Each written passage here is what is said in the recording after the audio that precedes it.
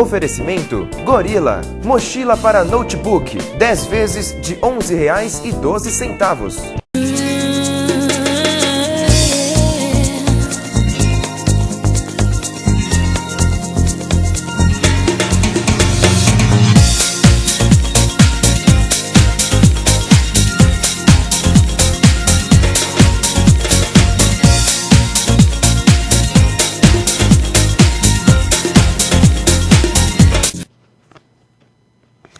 Olá, boa noite amigos, bem-vindos a mais uma Oficina do Corpo. Eu sou Mônica Feliciano e hoje vou falar sobre o tema envelhecimento. Eu queria dizer a vocês que na semana passada, eu não estava aqui ao vivo, mas eu apresentei a entrevista do Rodrigo Fonseca. O Rodrigo é consultor, pessoal e familiar e é também palestrante. O Rodrigo trabalha na Arita Treinamentos e eu gostaria de dizer a você que eu já participei desses treinamentos. Caso você, entrando no site www.arita.com.br, se interesse e precise de alguém que o acompanhe, manda um e-mail para mim, que eu te acompanho na sexta-feira e vou te buscar no domingo, tá? Isso faz parte da dinâmica do próprio treinamento, de ser acompanhado e depois ser resgatado, tá bom? Muito bem, o tema de hoje é sobre envelhecimento. E foi muito interessante para mim falar sobre esse tema hoje, porque eu recebi pela manhã uma pessoa muito querida, uma amiga muito querida, a Elza Maria Aidar. Ela é especialista em patchwork e me convidou para tomar café da manhã, ainda estava meio sonada, tal. Acabei pedindo a ela que passasse em casa. Portanto, hoje de manhã, fazia muito tempo que eu não via Elza Aidar e ela acabou falando comigo coisas interessantes sobre o tema de hoje. Vocês sabem que eu sou personal trainer, então a Elza foi minha aluna durante muitos anos e do ano passado para cá, ela agora desenvolve um trabalho de caminhada e de corrida com uma outra pessoa muito querida, inclusive que eu indiquei, Luciene, que é a personal dela no momento. Nossa diferença de idade é de 20 anos, portanto eu tenho 44, ela tem 64 anos. E ela me disse uma coisa muito interessante que converge diretamente ao tema de hoje. Precisamos nos preparar para a velhice aos 15 anos de idade, pois somente quem entende o que o idoso passa pode chegar a uma idade avançada sem muita cobrança e insatisfação, além de começar cedo e a cuidar da saúde, claro. Por que a gente estava falando sobre isso? Surgiu novamente a possibilidade de eu ministrar aula de alongamento para o pai dela. O pai dela 20 anos mais velho que ela, portanto 84, com dificuldades de locomoção, com dores nas costas, com dores no corpo e, ultimamente, com a memória recente sendo prejudicada. Então esse foi o nosso tema do café da manhã. Muito bem. Uma das dificuldades é o quê? Conviver com o idoso, entender as suas limitações, estar preparado para as falhas de memória, estar preparado para as mudanças de humor, para a diminuição da agilidade, ou seja, o idoso se locomove devagar, mais lento, e a aceitação. Às vezes o idoso se deprime porque não aceita não ter mais a mesma vivacidade, agilidade de antes. Existe também uma situação, muitas vezes, de incompreensão no próprio ambiente sociofamiliar, e aí tudo começa a trazer uma desarmonia do convívio das pessoas com o idoso. Muito bem. Gente, olha que coisa impressionante. Hoje em dia, tem se falado muito sobre a agressão, né? Em relação às crianças, aquela palmadinha que educa e tudo mais. Muito bem. Na criança está em abolição a palmada. E no idoso? E quando você está diante do idoso a ponto de perder a razão, perder a paciência? Não se pode bater numa pessoa apenas porque estamos contrariados ou porque não conseguimos um acordo. Pode haver, lógico, discussões, pode haver descontroles, mas a agressão, inclusive a agressão verbal, ela é tão violenta quanto a agressão física. E aí, quando se perde a razão, as coisas pioram. E o que pode acontecer, né? Muito bem. Não podemos agredir ninguém.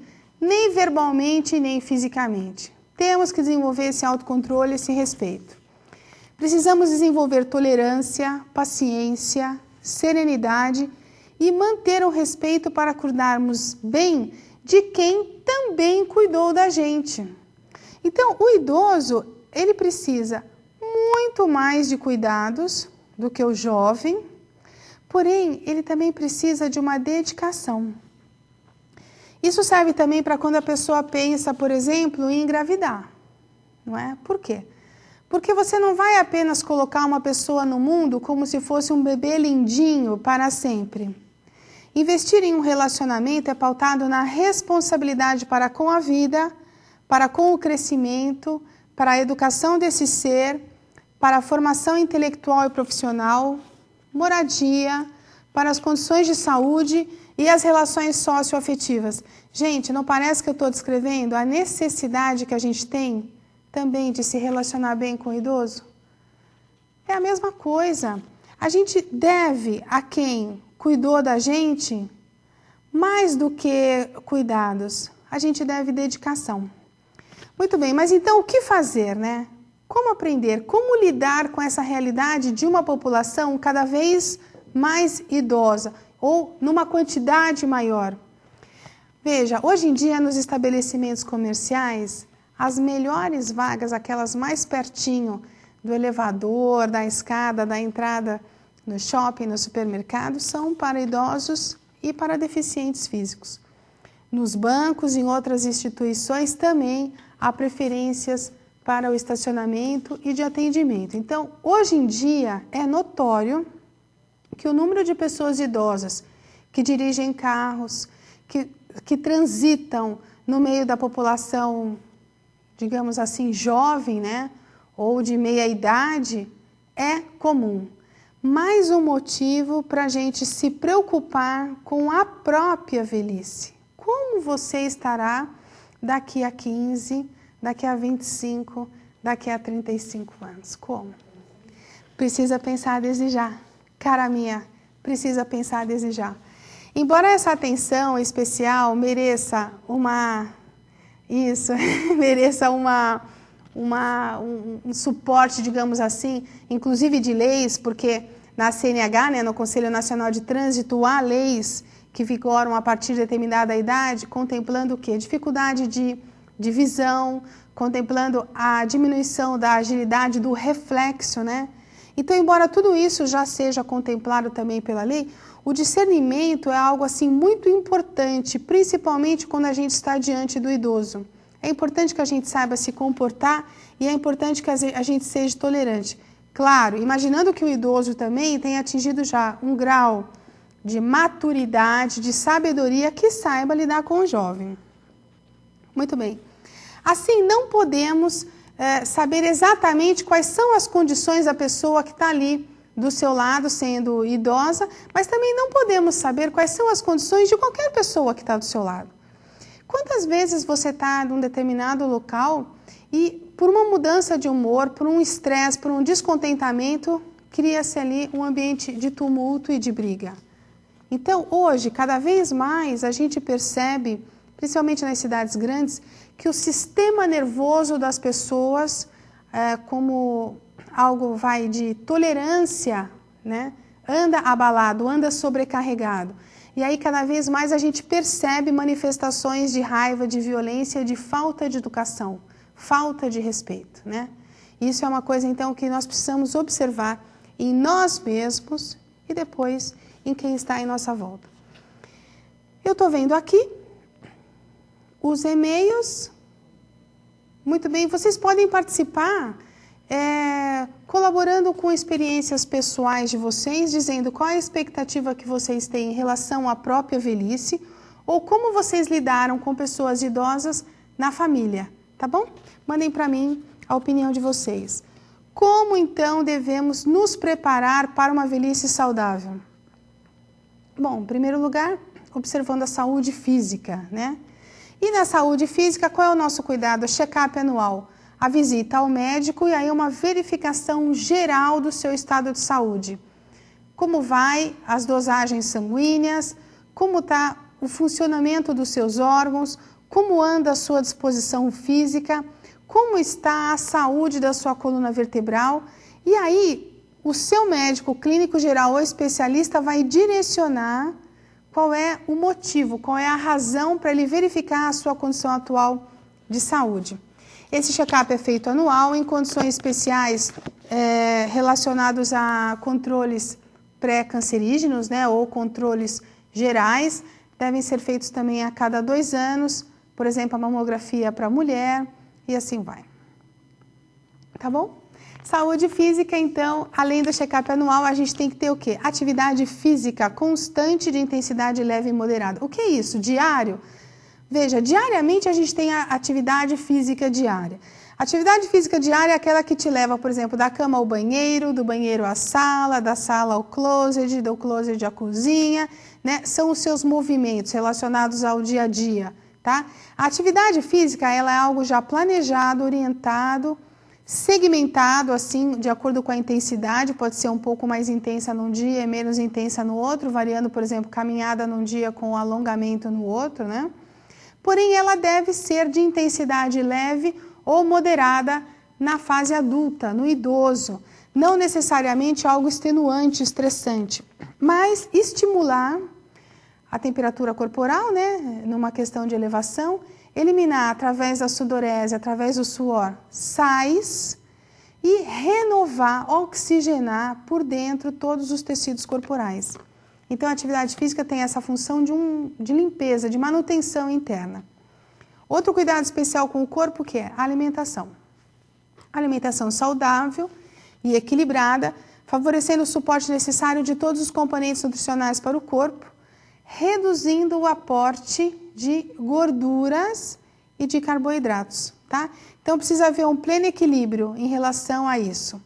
Menos gorduras, carboidratos, proteínas, vitaminas e sais minerais, numa quantidade suficiente a pessoa manter disposição e energia. Lembrando que a mulher, quando entra no período da menopausa, o homem, já a partir dos 45 anos, dependendo até da própria hereditariedade, dependendo do trabalho que ele faz, pode ter perda de cálcio, né? Na mulher é mais comum. Então, isso tudo traz o quê? Um enfraquecimento para os ossos. Então, isso tudo é muito importante a gente observar.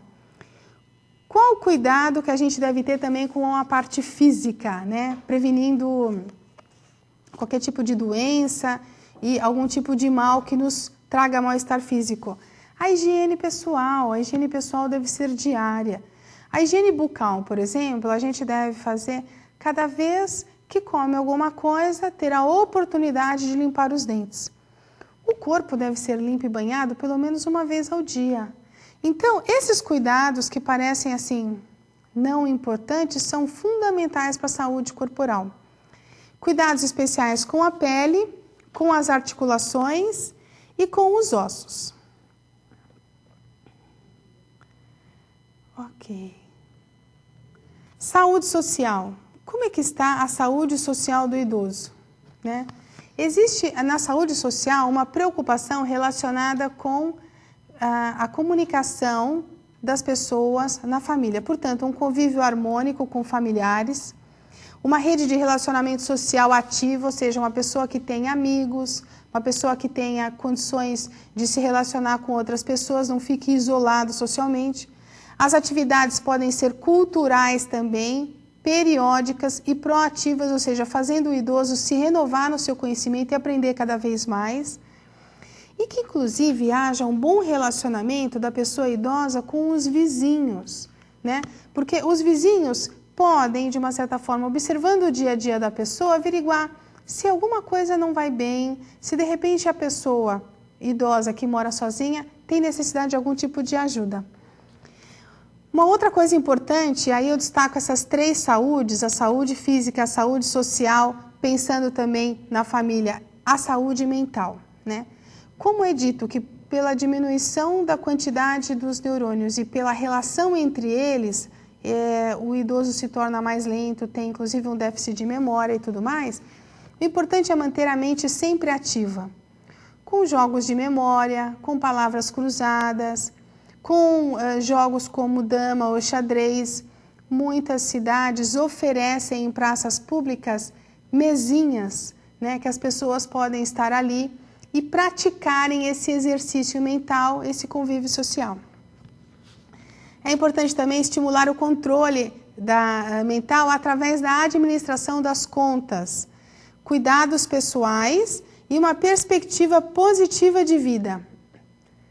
Dentro da saúde mental, a gente pode também dizer o seguinte: a mente, ela está constantemente em contato com as emoções. Então, dentro de um diálogo com o idoso, vale a pena estimular a seguinte pergunta: como é que o senhor se sente? Como a senhora se sente? Né? O que a senhora espera disso? O que o senhor espera daquilo?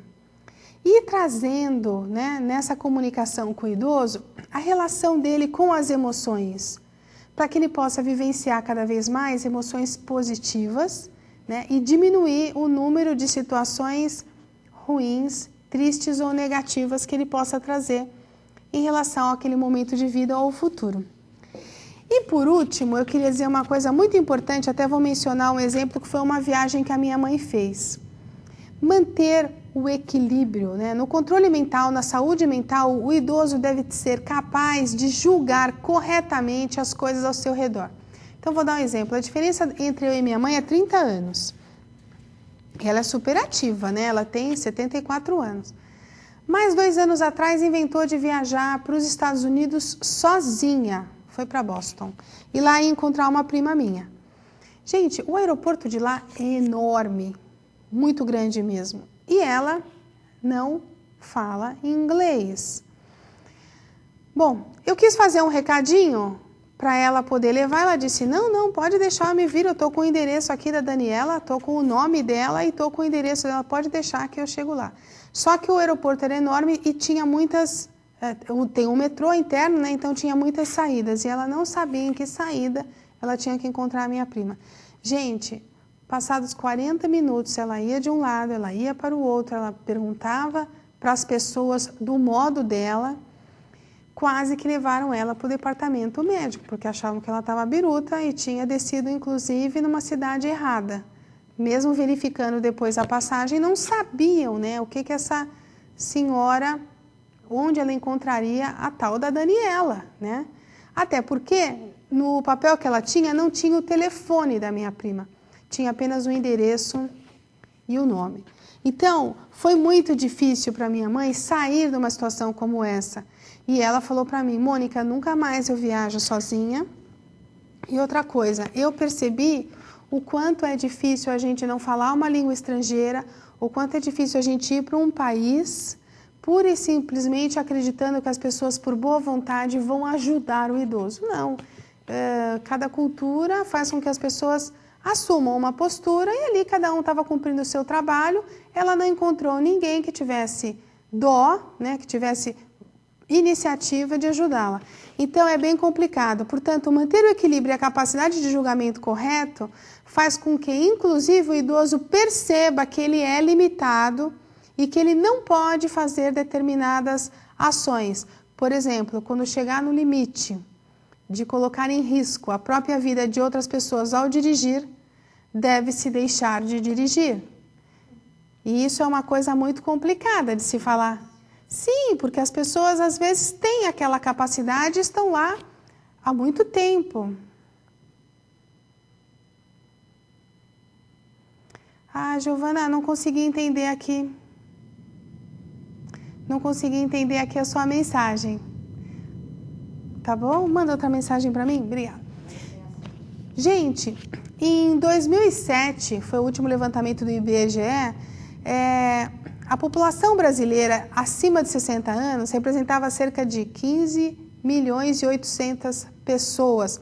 Na ocasião, cerca de 9% da população total.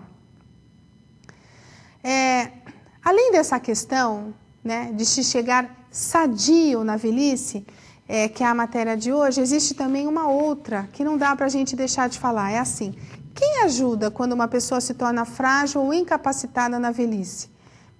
Será que nós estamos preparados para isso?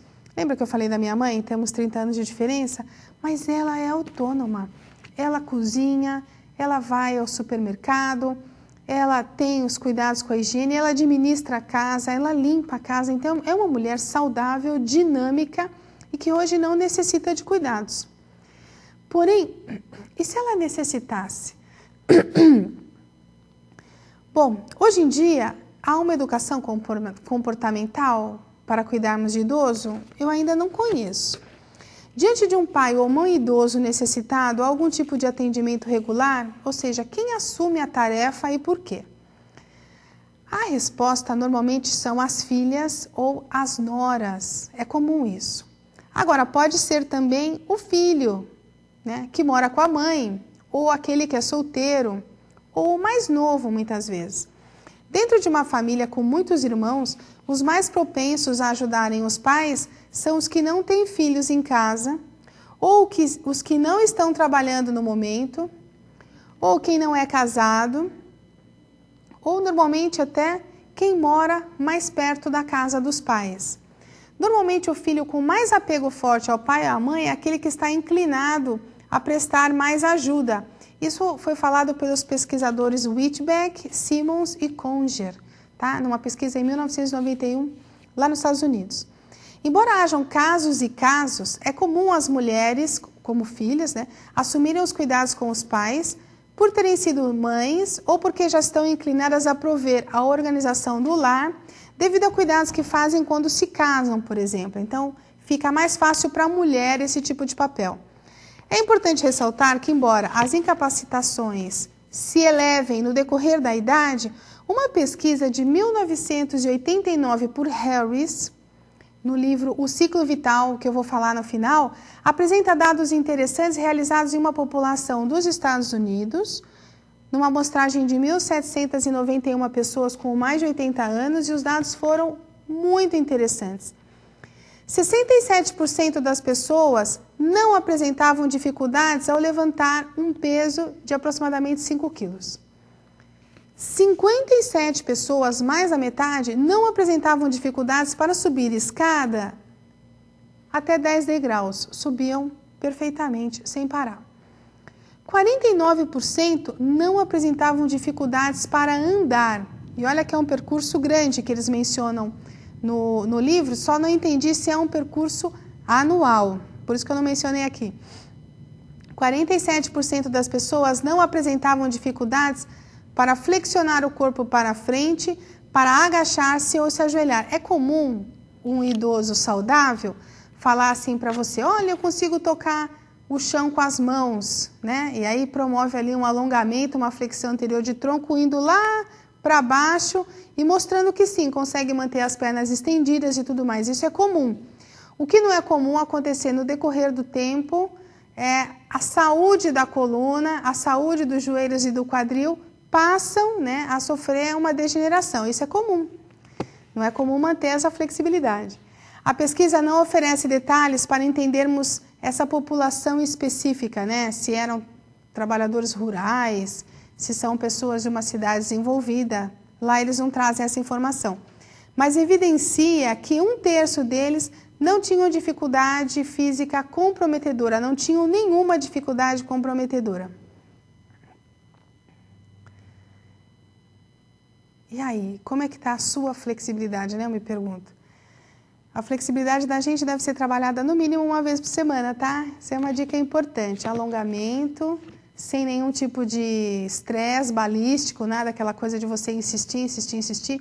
Simplesmente entrando numa posição, expirando e tentando chegar o mais longe possível que você puder. Ou nas inclinações laterais ou nas flexões de tronco. Se voltarmos à visita que eu tive hoje de manhã, da Elza lá em casa, eu afirmo para vocês o seguinte, que através do estímulo da caminhada e posteriormente da corrida, minha amiga mostrou-se orgulhosa, porque ela me mostrou uma medalha de prata que ela recebeu a semana passada na categoria acima de 65 anos. Portanto, ela faz esse ano 65 anos, né? Em agosto, dia 16. E me disse que do ano passado para cá, ela diminuiu cerca de 10 quilos. Por quê? Porque ela foi incrementando o esforço dela da caminhada e hoje ela corre.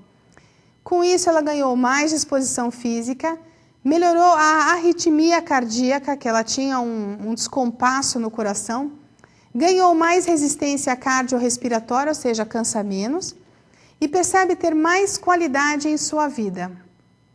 Nem todo mundo usa da caminhada para a corrida o seu estímulo, às vezes usa a hidroginástica, a natação, a bicicleta, ou seja, outros recursos também que vão estimular o coração e o pulmão, tá bom?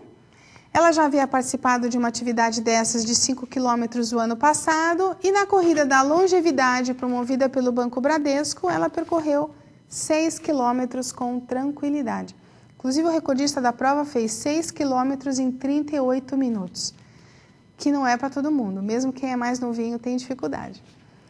Eu gostaria de informar o seguinte, que esses dados que eu mencionei se encontram no livro O Ciclo Vital, da autora Ellen B., editora Artmed, e você pode ter mais informações ou pedir o livro para você visitando o site da editora, www.artmed.com.br. Tá bom? Muito bem, eu queria dar 2 dicas aqui importantes e bem gostosas.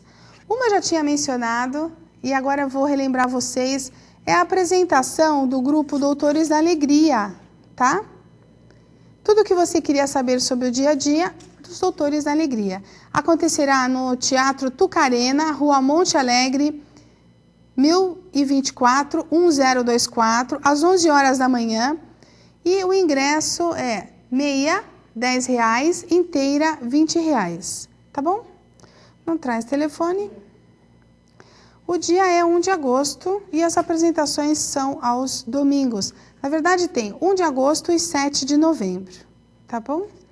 E queria falar também, lembra, de um senhor que esteve aqui no programa falando sobre a importância da saúde e do hábito de não fumar. O hábito de não fumar, isso é uma coisa muito importante. O nome do livro dele é O Cigarro e a Magia, Pare de Fumar. Portanto, ele disse o seguinte, o livro tem que ir onde o povo está. Então, essa é a filosofia do Dr. Ademir Ramos da Silva, que promove um dia de autógrafos no posto de gasolina em São Paulo, tá? Esse posto de gasolina fica na revistaria La Casa News, na Avenida Pompeia, 1682, próximo ao Hospital São Camilo. Ou seja, no posto Ipiranga tem essa revistaria e ele vai estar lá aguardando as pessoas e convidando as pessoas para conhecerem o livro dele. Portanto, o horário que ele vai estar presente é das 9 da manhã às 6 da tarde. E essa é uma promoção, ou seja, é uma forma de estimular quem você conhece que fuma a parar de fumar. Ok, isso vai ser no dia 31 de julho, tá? 31 de julho, domingo que vem, não é isso? Sábado que vem? Sábado que vem, tá bom? Mais uma vez vou repetir. O Dr. Ademir estará, então, na revistaria La Casa News, que fica no posto Ipiranga da Avenida Pompeia, 1682, aqui em São Paulo, próximo ao Hospital São Camilo, das 9 da manhã às 6 da tarde, promovendo seus 3 livros. O Cigarro e a Magia, Pare de Fumar, Cigarro, Parando de Fumar com Sabedoria, e Caminho, ou A Energia que Cria o Futuro, ou Pensar, Criar e Viver, tá? Esse é o nome do livro. Gente, eu queria agradecer a vocês de estarem aqui comigo hoje. Queria que vocês enviassem questões a respeito de envelhecimento, se vocês têm contato, informações ou sabem como o corpo reage ou enfrenta essa degeneração física, óssea, nervosa, né, dos neurônios, inclusive a mudança de hábito. E se vocês têm convívio com o idoso, se tem, como é esse convívio? É saudável? Como você lida hoje com ele a respeito dessa troca de experiências? Te faz algum bem? Muito bem. Queria agradecer mais uma vez, convidar vocês para estarem aqui na semana que vem, que já vou adiantar o tema, a gente vai falar sobre diabetes, tá bom? Obrigada, tenha uma ótima semana e até lá.